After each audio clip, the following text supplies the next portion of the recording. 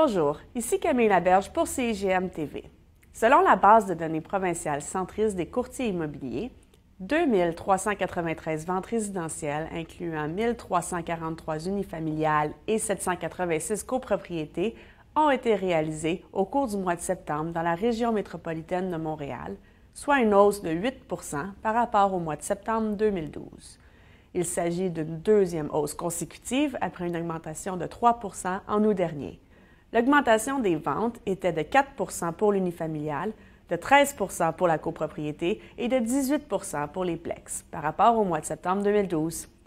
Par secteur, l'île de Montréal et la Rive-Sud ont enregistré des augmentations de ventes respectives de 12 et 27 alors que Laval, la Rive-Nord et Vaudreuil-Soulanges ont affiché des baisses respectives de 7 4 1 pour la période comparée.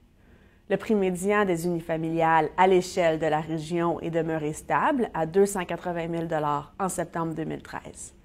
Alors qu'il a connu des augmentations de 2 sur la Rive-Sud et de 4 à Vaudreuil-Soulanges, de 5 sur la Rive-Nord, le prix médian des unifamiliales a affiché des baisses de 6 à Laval et de 7 sur l'île de Montréal par rapport au mois de septembre 2012.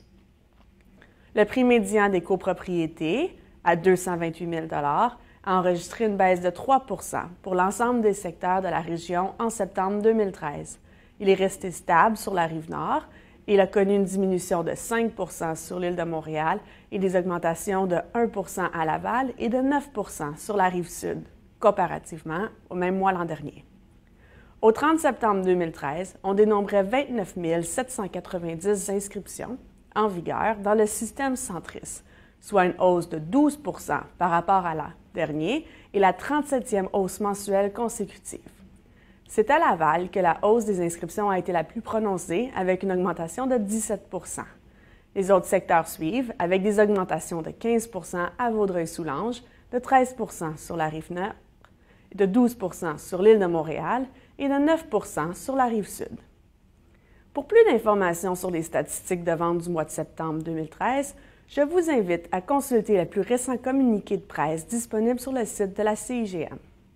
C'était Camille Laberge pour CIGM TV. À très bientôt.